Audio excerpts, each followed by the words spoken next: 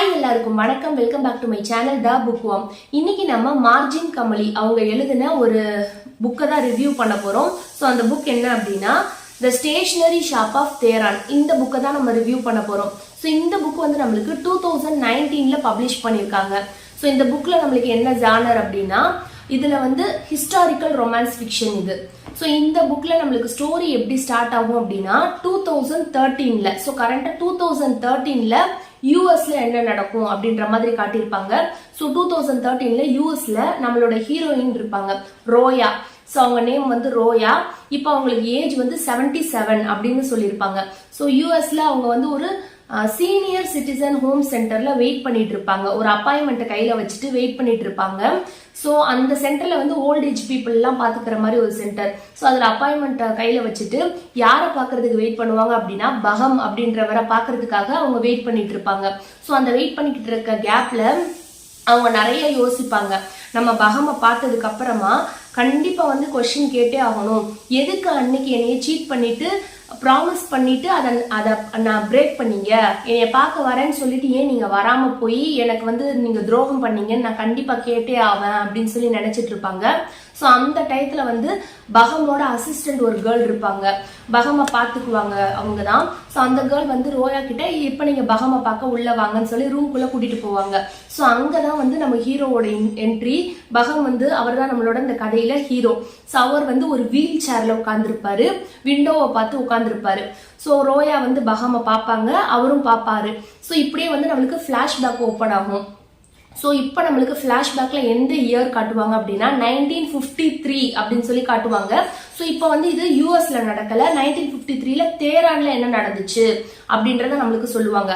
ஆக்சுவலா ரோயா பகம் இவங்க எல்லாமே வந்து தேரான் அங்கதான் பிறந்து வளர்ந்துருப்பாங்க. அவங்களோட நேட்டிவ் வந்து தேரானா தான் இருக்கும். அவங்க ஈரானியன் சிட்டிசன். ஸோ அங்க காட்டுவாங்க 1953ல ரோயாக்கு ஏஜ் வந்து 17. அவங்க ஒரு டீனேஜ்ல இருப்பாங்க. ஸோ அவங்க வந்து பேசிக்கா ஸ்கூலுக்கு போயிட்டு வந்துட்டு இருப்பாங்க, ஸ்கூல் கோயிங் கிட்ட இருப்பாங்க. அவங்களோட ஃபேமிலி பார்த்தோம்னா ரோயாக்கு பேரண்ட்ஸ் இருப்பாங்க அண்ட் அவங்களோட ஒரு யங்கர் சிஸ்டர் இருப்பாங்க. அவங்களோட நேம் வந்து ஜாரி. ஸோ இவங்க தான் அவங்க 4 பேர் தான் இவங்க ஃபேமிலியில இருப்பாங்க. ரோயாக்கு அந்த 17 இயர்ஸ்ல வந்து என்ன டைம் பாஸ் அப்படின்னா ஸ்கூலுக்கு போயிட்டு வீட்டுக்கு வந்ததுக்கு அப்புறமா அவங்க வீட்டுக்கு பக்கத்துலயே ஒரு ஸ்டேஷனரி ஷாப் இருக்கும். ஸோ அந்த ஸ்டேஷனரி ஷாப்ல அங்க இருக்க எல்லா திங்ஸையுமே அவங்களுக்கு பார்த்துக்கிட்டே இருப்பாங்க. அதுதான் அவங்களோட டைம் பாஸா இருக்கும், அதுதான் அவங்களுக்கு ஒரு ஹாபியாவும் இருக்கும். ஸோ அங்க அரேஞ்ச் பண்ணி வச்சிருக்க பேப்பர்ஸ், ஃபவுண்டைன் பென்ஸ், அங்க நிறைய போயட்ரி கலெக்ஷன் இருக்கும். ஸோ அது ரூமி போயட்ரி கலெக்ஷன்லாம் இருக்கும். அது எல்லாத்தையும் அவங்க நோட் பண்ணிட்டு வாட்ச் பண்ணிட்டே இருப்பாங்க. ஸோ இப்படிதான் வந்து அவங்களுக்கு ஸ்கூலுக்கு போயிட்டு வந்ததுக்கு அப்புறமா ஈவினிங் டைம் அந்த ஸ்டேஷனரி ஷாப்ல தான் ஸ்பெண்ட் பண்ணுவாங்க. ஸோ அந்த ஷாப்போட ஓனருக்கு வந்து ஒரு நேம் இருக்கும். என்னன்னா மிஸ்டர் ஃபக்ரி அப்படின்னு ஒரு நேம் இருக்கும். அவரோட நேம் வந்து மிஸ்டர் ஃபக்ரி. ஸோ அவர் வந்து அந்த ஷாப்போட ஓனர். ஸோ இப்படிதான் ரோயாவோட லைஃப் போயிட்டு இருக்கும். ஸோ எப்பயும் போல இன்னைக்குமே ரோயா வந்து அவங்க ஈவினிங் டைமா அந்த ஸ்டேஷனரி ஷாப்ல தான் ஸ்பெண்ட் பண்ணிட்டு இருப்பாங்க. ஸோ அங்க உட்காந்து ஒரு ரூமி போயட்ரியை படிச்சுட்டு இருப்பாங்க. ஸோ அந்த டைம்ல ஒரு செம்மையா நிறைய வாய்ஸா கேட்கும். ஒரு மாதிரி யாரோ ஓடி வர மாதிரி இருக்கும் ஃபோர்ஸா. ஸோ பார்த்தா ஒரு டீனேஜ் பையன் அந்த ஸ்டேஷனரி ஷாப்புக்கு வந்திருப்பாங்க. வந்துட்டு வந்த ஸ்பீடுலயே வந்து ஃபக்ரி கிட்ட ஏதோ கையில வாங்கிட்டு ஃபக்ரி ஒன்ன கொடுப்பாரு, அதை வாங்கிட்டு அதை மறைச்சு வாங்கிட்டு ஓடி போயிருவாங்க. வந்த ஸ்பீட்லயே போயிருவாரு. ஸோ அது யாருன்னே ரோயாக்கு தெரியாது. ஸோ அப்ப வந்து ரோயா வந்து அந்த ஃபக்ரிட்ட கேட்பாங்க, இப்ப வந்த பையன் யாரு அப்படின்னு கேட்டப்போ அவர் சொல்லுவாரு இப்ப வந்த பையனோட நேம் தான் வந்து பகம். இவன் வந்து ஒரு ஆக்டிவிஸ்டா இருப்பாரு. ஸோ வந்து அவன் வந்து இந்த கண்ட்ரியவே சேஞ்ச் பண்ண போறான். அவனுக்கு அந்த ஸ்ட்ரென்த் இருக்கு, அவனுக்கு அந்த ஸ்ட்ராங் எல்லாம் அவனுக்கு இருக்கு. ஸோ இந்த கண்ட்ரியை வந்து அவன் தான் சேஞ்ச் பண்ண போறான் அப்படின்ற மாதிரி பகமை பத்தி ஃபக்ரி சொல்லுவாரு.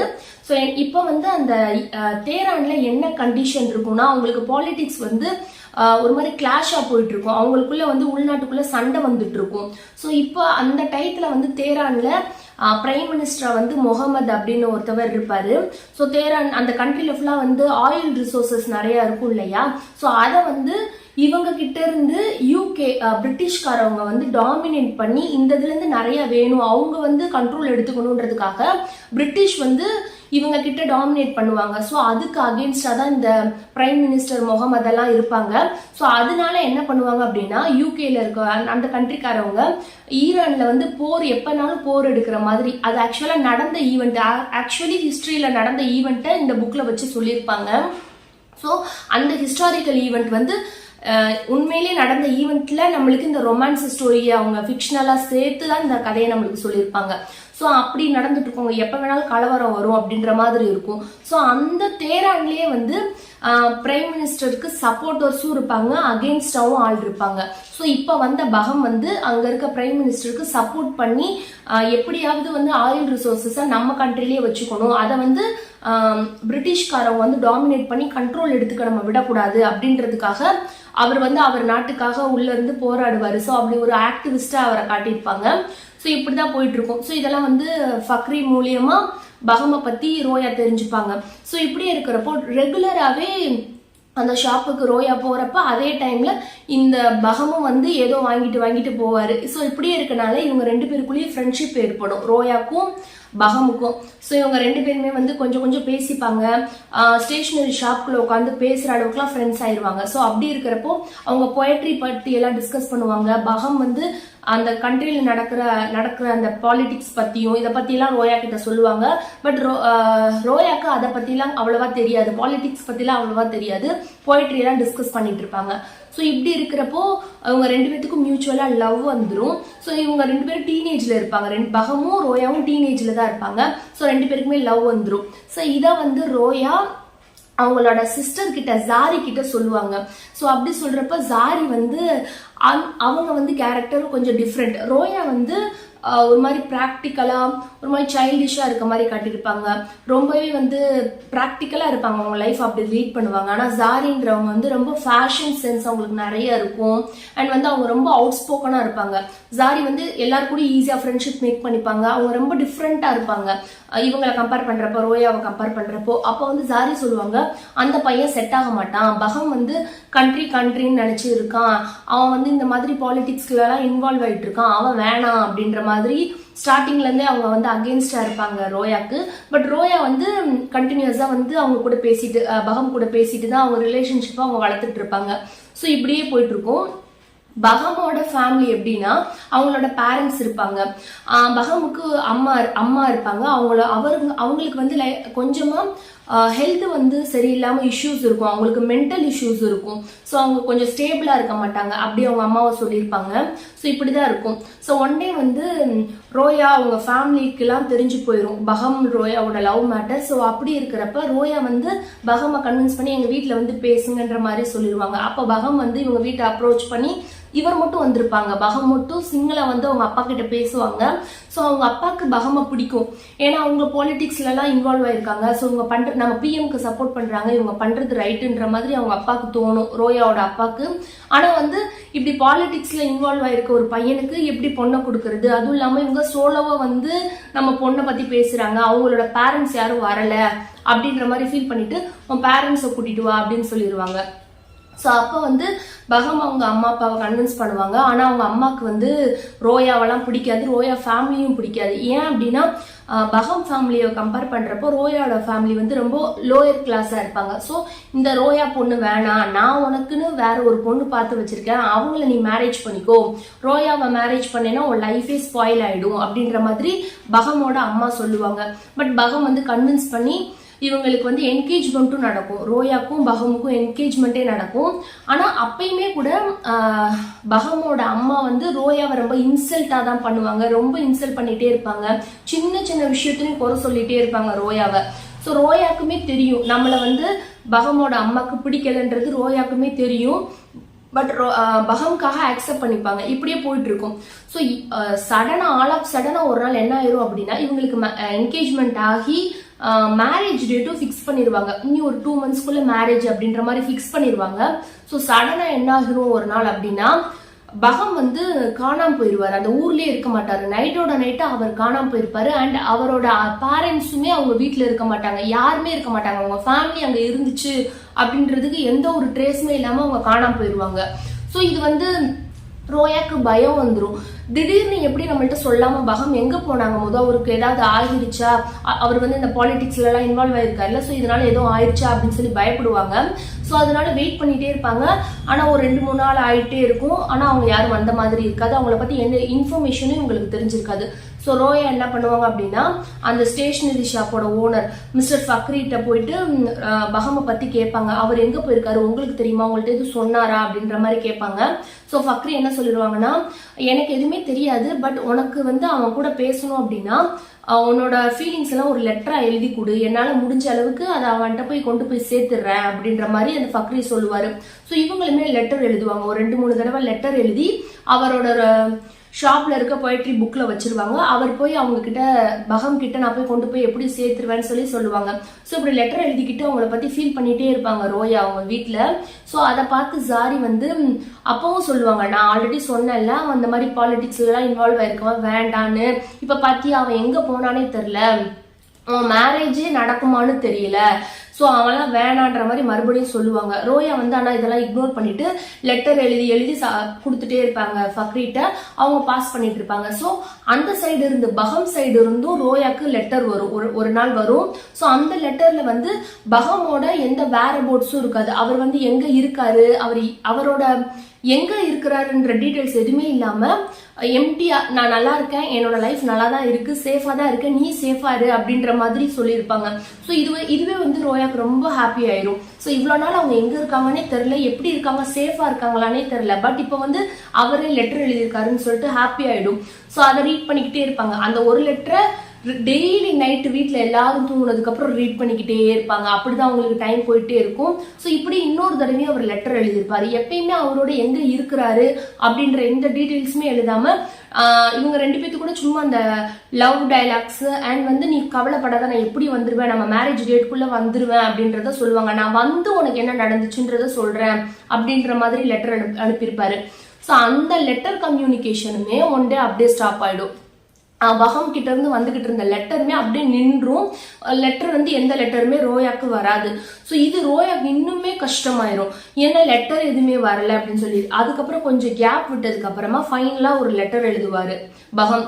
என்னன்னா, நம்ம மேரேஜ் வந்து நினைச்ச டேட்ல நடக்குமான்னு தெரியல, பட் வந்து அந்த நம்ம வந்து வீட்டுல சொல்லாம, நானும் என் வீட்டுல சொல்ல வேணாம், நீயும் சொல்லாம, நம்ம 2 பேருமே போய் ஒரு அவங்க அந்த தேரான்லயே ஒரு இடம் சொல்லியிருப்பாங்க, ஸ்கொயர்னு சொல்லி ஒரு இடம் சொல்லி, அங்க போய் நம்ம வந்து ரிஜிஸ்டர் மேரேஜ் பண்ணிக்கலாம், மேரேஜ் பேப்பர்ல சைன் போட்டுக்கலாம், நீ வா அப்படின்னு சொல்லி ஒரு டேட் சொல்லி டைமிங் சொல்லி வர சொல்லிடுவாரு.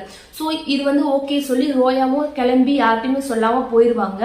ஸோ பகமும் அங்க வர வேண்டியது இருக்கும். ஸோ இப்படி இருக்கிறப்ப அவர் என்னைக்கு அந்த டேட்டு சொல்லி அங்க மேரேஜ் பண்ணிக்கலாம் சீக்ரெட்டான்னு சொல்லி சொல்றாங்களோ அந்த டேட்ல வந்து கலவரம் நடக்க போகுது தேரான்ல அப்படின்னு சொல்லிட்டு ரேடியோல எல்லாம் சொல்ல ஆரம்பிப்பாங்க. அப்பெல்லாம் ரேடியோ தானே, ஸோ அதுல எல்லாம் நியூஸ் வரும். ஸோ யாருமே வந்து காமனர் யாருமே வெளியே போகாதீங்க, பீப்புள் எல்லாம் வீட்லயே இருங்க, சேஃபா இருங்க, இங்க வந்து கலவரம் பெருசா வரப்போகுதுன்னு சொல்லி இன்ஃபர்மேஷன் வந்திருக்கு அப்படின்னு சொல்லுவாங்க. ஸோ ரோயா ஃபேமிலியில முன்னாடியே சொல்லிடுவாங்க, நம்ம யாரும் வெளியே போக கூடாது, வீட்லயே இருக்கணும்னு சொல்லி. ஆனா ரோயாக்கு தான் பகம் வர சொல்லியிருக்காருல, ஸோ கலவரம் வந்தாலும் பரவாயில்லன்னு சொல்லி அவங்க மறைஞ்சு யார் கண்ணி படாம அவர் சொன்ன இடத்துக்கு போயிருவாங்க. ஸோ அவங்க வெயிட் பண்ணிட்டே இருப்பாங்க பகமுக்காக. ஸோ அதே டைம்ல அங்க கலவரம் வரப்போகுதுன்னு சொல்லியிருக்காங்க இல்லையா, அதே மாதிரி நிறைய மாப்லாம் அங்க நடந்து வரவாங்க. நிறைய பீப்புள்லாம் வந்து பாலிடிக்ஸ்ல இன்வால்வ் இருக்கவங்க எல்லாம் சேர்ந்து வருவாங்க. அந்த பிஎம்க்கு சப்போர்ட்டர்ஸ், அவங்களோட அகைன் பார்ட்டி எல்லாருமே வந்துருவாங்க அந்த இடத்துக்கு. ஸோ கூட்டமா இருக்கும். அந்த கூட்டத்து கூட ரோயா மறைஞ்சிட்டே போய் அந்த ஸ்கொயர்ல வெயிட் பண்ணி ஒரு ஓரத்துல வெயிட் பண்ணிட்டே இருப்பாங்க பகமை பாக்குறதுக்காக. ஸோ அந்த டைமும் வந்துடும், ஆனா பகம் வரமாட்டாராங்க. ஸோ அந்த டயத்துல தான் வந்து மிஸ்டர் ஃபக்ரி வருவாரு. ரோயா கிட்ட வந்து ஏதோ சொல்றதுக்காக வர மாதிரி கிட்ட வரைக்கும் வந்துட்டு ஏதோ மெசேஜ பாஸ் பண்ண வருவாரு. ஆனா அந்த கலவரத்துல கன் வச்சு யாரோ அவரை ஷூட் பண்ணி ஃபக்ரி வந்து அப்படியே ஆன் ஸ்பாட்லயே வந்து இறந்துருவாங்க. அதை அப்படியே ரோயா வந்து பாப்பாங்க. அவர் ஏதோ சொல்ல வந்து ஆனா அந்த மெசேஜ பாஸ் பண்றதுக்கு முன்னாடி அவர் இறந்திருப்பாரு. ஸோ அப்படியே அங்க கலவரம் ஆகிரும். அவரோட அந்த ஸ்டேஷனரி ஷாப் எல்லாம் வந்து பர்ன் பண்ணி தீ வச்சு எரிச்சிருவாங்க, ஃபுல்லா எரிஞ்சு போயிடும். இப்படியே கலவரம் ஆனாலும் ரோயா வேற வழி இல்லாம வீட்டுக்கு வந்துருவாங்க. வந்ததுக்கு அப்புறம் அவங்க பேரண்ட்ஸ் கிட்ட சொல்லுவாங்க, அங்க வர சொன்னாங்கன்ற எல்லா டீட்டெயிலும் சொல்லி கடைசி வரைக்கும் பகம் வரவே இல்லை, இவரும் இறந்துட்டாரு அப்படின்ற மாதிரி சொல்லிடுவாங்க. ஒரு ஹோப்பே இல்லாம மாதிரி ஆயிரும். ஸோ எப்பயும் போல ஜாரி வந்து அவனை நம்பாத அப்படி சொன்னேன்ல அப்படின்லாம் சொல்லிட்டு இருப்பாங்க. ஸோ இப்போ வந்து ரோயாவோட அப்பா தான் சொல்லுவாரு, நீ வந்து தேரான்ல இருக்க வேண்டாம், நீயும் உன் சிஸ்டர் ஜாரியும் வந்து யூஎஸ்க்கு போயிருங்க, யூஎஸ்ல போய் அங்க கலிபோர்னியால உங்க ஸ்டடிஸ் ஹையர் எஜுகேஷன், இப்போ அவங்க ஸ்கூல் தானே பண்ணிட்டு இருக்காங்க, ஹையர் எஜுகேஷன் பண்ணி நீங்க முடிஞ்ச அளவு அங்கேயே செட்டில் ஆகிருங்க, இங்க இருக்க வேணாம், இங்க இது வந்து உங்களுக்கு சேஃப் கிடையாது, பிளஸ் இங்க இருந்தா நீ வந்து ரொம்ப அப்செட் ஆயிட்டு ஒரு மாதிரி லோ ஆயிட்டே போற, பிளஸ் நீ அங்க போனாதான் உனக்கு ஸ்டேபிளான கண்ட்ரி, யூஎஸ்ன்றது இந்த மாதிரி எந்த ஒரு கலவரமும் வராது, இங்க எப்பனாலும் என்ன வேணாலும் நடக்கும், நீ வந்து போயிருன்னு சொல்லி அமுச்சு வச்சிருவாரு. ஸோ இவங்க 2 பேருமே யூஎஸ்க்கு தனியா போய் அங்கேயே வந்து ஹையர் ஸ்டடீஸ்லாம் கண்டினியூ பண்ணுவாங்க. ஸோ ஜாராக்கு ஆல்ரெடி சின்ன பிள்ளையில இருந்த மாதிரியே ஃபேஷன் மேலதான் நிறைய ஃபேஷன் சென்ஸ் நிறைய இருக்கனால ஸோ அதை போய் அவங்க அங்க படிப்பாங்க. இவங்க வந்து அவங்க ஸ்டடீஸ் வந்து பர்சூ பண்ணிப்பாங்க ரோயா. ஸோ அந்த இடத்துல வந்து ரோயா வந்து வால்டர் அப்படின்றவங்கள மீட் பண்ணி அவங்க 2 பேருக்குள்ள லவ் ஆகி அவங்க 2 பேரும் மேரேஜும் பண்ணி யூஎஸ்லயே செட்டில் ஆயிடுவாங்க. ஸோ இப்போ வந்து ரோயா வந்து வால்டரை மேரேஜ் பண்ணி செட்டில் ஆயிடுவாங்க யூஎஸ்ல. அதே தான் அவங்க சிஸ்டர் ஜாரி வந்து இன்னொருத்தவங்களை மேரேஜ் பண்ணி செட்டில் ஆயிடுவாங்க. ஸோ இப்படி இருப்பாங்க, இப்படிதான் அந்த ஸ்டோரி ஆயிருக்கும். ஸோ இப்போ இதெல்லாம் நடந்து 60 years ஆயிடுச்சு. இப்போ வந்து கரண்டா 2013. இப்ப இந்த டைப்ல தான் ரோயா இப்ப அடுத்து இந்த பிளாஷ்பேக் எல்லாம் முடிஞ்சிருச்சு.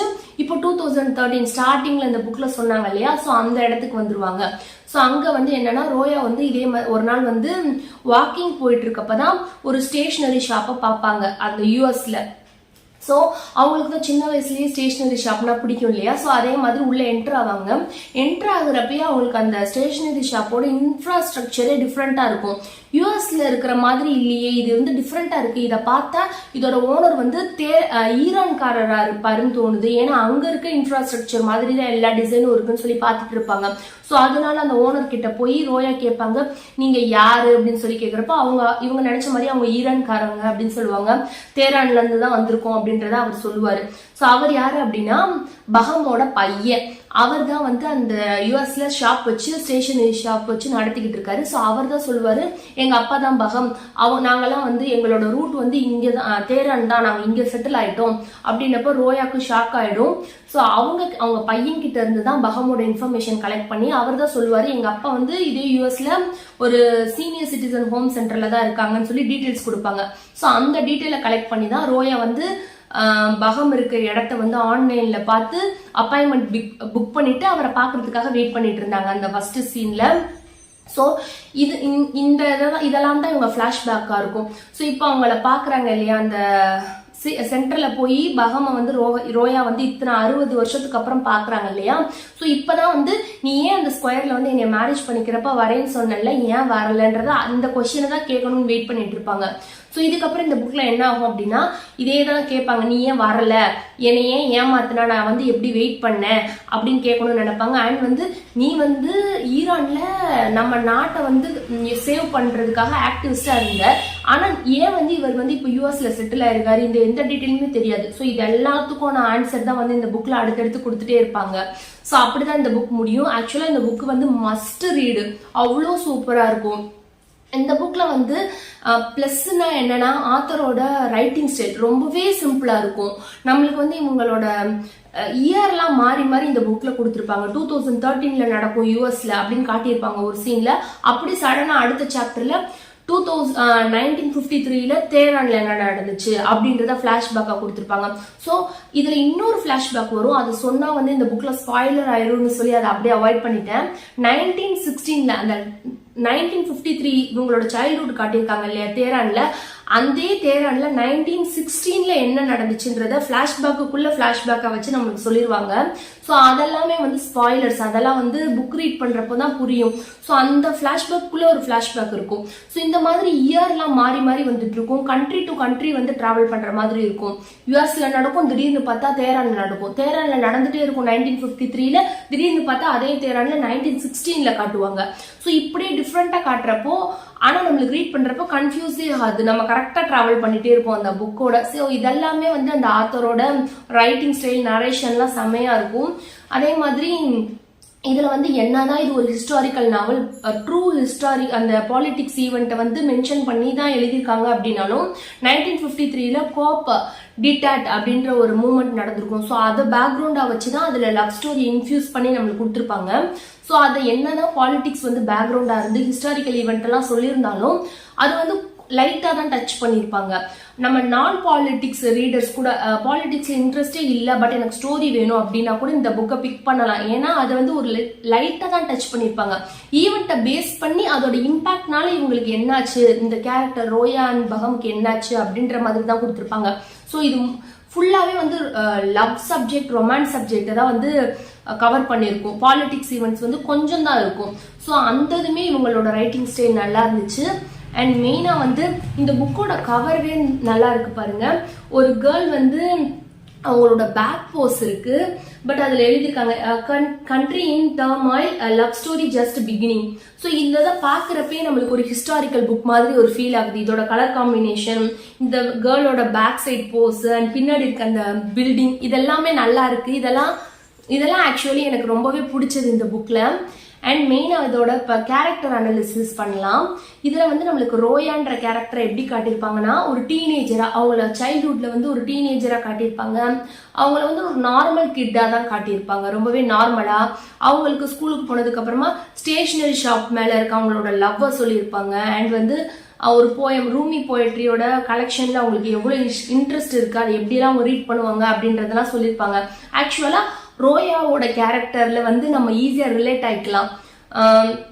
எப்படி அப்படின்னா ஒரு ஈவெண்ட்ல வந்து ரோயா கிட்ட பகம் அவங்க டீனேஜ்ல இருக்கிறப்போ கேட்டிருப்பாரு, நீ இவ்வளோ போயட்ரி படிக்கிறதுல உனக்குன்னு பிடிச்ச புக் எது அப்படின்னு சொல்லி கேட்டிருப்பாரு பகம்.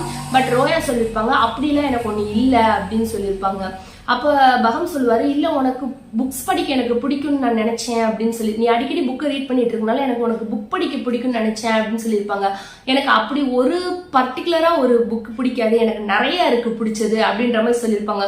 ஸோ இந்த வேர்டிங் இந்த கான்வர்சேஷன்லாம் நம்மளுக்கு ஈஸியா கனெக்ட் ஆயிருக்க மாதிரி இருக்கும். நம்மளுக்குமே எவ்வளவு புக்ஸ் படிச்சாலும் பர்சனல் ஃபேவரட்னு சொல்லிட்டு ஒரு புக்கை பிக் பண்ணிட முடியாது. ஸோ அந்த மாதிரிலாம் ரோயாவோட நம்ம கனெக்ட் பண்ணிக்கலாம். ஸோ அந்த மாதிரி கேரக்டரா தான் ரோயா கொடுத்துருப்பாங்க, ஒரு லவ்வபிள் கேரக்டரா கொடுத்துருப்பாங்க. ஸோ அதே வந்து ஜாரி அவங்க சிஸ்டரை எடுத்துக்கிட்டோம் அப்படின்னா அவங்க வந்து ஒரு மாதிரி டாமினேட்டிங் கேரக்டரா ரோயாவை வந்து கண்ட்ரோல்ல வச்சுப்பாங்க. அண்ட் ஒரு சிச்சுவேஷன்ல யூஎஸ்க்கு போனதுக்கு அப்புறமா ரோயாக்கு மேரேஜ் ஆனதுக்கு அப்புறமா அவங்களுக்கு ஹெல்ப் தேவைப்படும். அப்பெல்லாம் ஆனா ஜாரி வந்து ஒரு சப்போர்ட்டிவ் சிஸ்டரா வந்து அவங்களுக்கு ரொம்ப சப்போர்ட் பண்ணுவாங்க. ஸோ அவங்களுக்கு என்னதான் அந்த ஹெல்பிங் டெண்டன்சி இருக்கிற மாதிரி ஒரு சைட் காட்டியிருந்தாலுமே கொஞ்சம் டாமினேட்டிங் கேரக்டரும் உங்களுக்கு இருக்கு அப்படின்ற மாதிரி ஜாரியை காட்டியிருப்பாங்க. அண்ட் வந்து ரோயாவோட பேரண்ட்ஸ் அது சொல்லி ஆகணும். ரோயாவோட அப்பா 1953ல அந்த டயத்துல அவங்க கண்ட்ரியில வந்து அவ்வளோ ப்ராப்ளம் நடந்திருக்கு. பாலிடிக்ஸ்ல அவ்வளோ வந்து எப்பனாலும் சண்டை வரும்ன்ற சுச்சுவேஷன்ல கூட அவங்களோட பொண்ணுங்களுக்கு அவ்வளோ சப்போர்ட் பண்ணி அவர் தான் வந்து அப்ராட்ல அப்பயே படிக்க அனுப்பியிருப்பாரு. எஜுகேஷன் ரொம்ப இம்பார்ட்டன்ட், நீங்க படிக்க அப்ராடு போங்கன்னு சொல்லி அவ்வளோ ப்ராக்ரெசிவா இருப்பாரு அவங்க அப்பா. அவரோட திங்கிங் ஃபுல்லா அவ்வளோ ப்ராக்ரெசிவா இருக்கும். ஸோ இந்த புக்ல எனக்கு அவரோட கேரக்டர் ரொம்ப பிடிக்கும், ரொம்பவே சப்போர்ட்டிவா இருப்பாரு. பகமை பத்தி ரோயா ரொம்ப ஃபீல் பண்றப்பெல்லாம் அவர் தான் பயங்கர சப்போர்ட்டிவா கொடுத்துருப்பாங்க. ஸோ அப்படி அவர் கேரக்டர் இருக்கும்.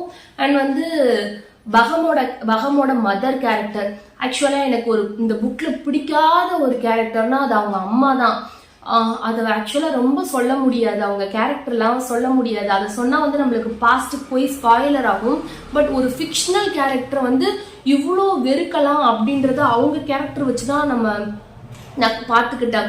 அது அவ்வளோ ஒரு மாதிரி அவங்களுக்கு மென்டல் இஷ்யூஸ் நிறைய இருக்கு, எல்லாம் அக்செப்ட் பண்ணிக்கலாம். பட் அவங்களோட பாஸ்ட்ல அவங்க நினைச்ச மாதிரி அவங்க லைஃப் மாறலன்ற ஒரே காரணத்துக்காக பிரசன்ட்ல நல்லா போய்கிட்டு இருக்கவங்களோட லைஃபை போய் கொலாப்ஸ் பண்ணி விட்டுருவாங்க அவங்க.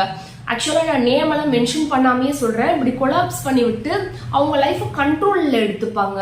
ஸோ இதெல்லாமே அவங்க கேரக்டரா கொடுத்துருப்பாங்க. ஆக்சுவலா இந்த கேரக்டர் எனக்கு பிடிக்கவே இல்லை, அவங்க அம்மா கேரக்டர். ஸோ இது அப்படியே நம்ம பாஸ் பண்ணிடலாம். அடுத்து வந்து பகமோட கேரக்டர் வந்து அவர் வந்து நல்ல சார்மிங்கான ஆக்டிவிஸ்டா காட்டியிருப்பாங்க, அதெல்லாமே நல்லா இருக்கும். அவர் வந்து ஒரு ஹீரோ ரேஞ்சில் இவர் தான் இந்த கண்ட்ரியை காப்பாற்ற போறாரு அப்படின்ற மாதிரில நம்மளுக்கு டீனேஜ்ல சொல்லியிருப்பாங்க. பட் அவர் வந்து ஒரு அம்மாவோட பையன், அம்மா என்ன சொல்றாங்களோ அதை கேட்கிற மாதிரி ஒரு சைடு கொடுத்துருப்பாங்க. அவங்க அம்மாவோட ஹெல்த் இஷ்யூஸ் எல்லாம் கன்சிடர் பண்ணி அவங்க அம்மா சொல்றதை கேட்கிற மாதிரியே இருக்கும். ஸோ அந்த ஒரு விஷயம் வந்து எனக்கு இவர்கிட்ட பிடிக்கல. அவ்வளவுதான் இதுல சொல்ல முடியும். ஸோ இந்த மாதிரி தான் எனக்கு இந்த புக் வந்து ரொம்பவே பிடிச்சிருந்துச்சு. ஸோ டெஃபினட்டா இந்த புக்கை ரீட் பண்ணுங்க. அண்ட் இந்த புக்ல வந்து ஸ்டார்டிங்ல வந்து ஒரு வயசான அம்மா வந்து ஒரு அவங்களோட லவ்வரை அந்த காலத்துல 60 இயர்ஸ்க்கு முன்னாடி அவங்க லவ் பண்ணவரை வந்து மீட் பண்ண வராங்க. அண்ட் அவங்க கிட்ட கொஸ்டின் கேட்க வராங்க. ஸோ இந்த கான்செப்டை பாக்குறப்போ மதராசப்பட்டினம் மூவில வர வைப் எனக்கு கிடைச்சிச்சு. ஸோ எத்தனை பேருக்கு அப்படி இருந்துச்சு அப்படின்றத கமெண்ட் செக்ஷன்ல சொல்லுங்க. அண்ட் நெக்ஸ்ட் வீடியோல பார்க்கலாம். பாய்.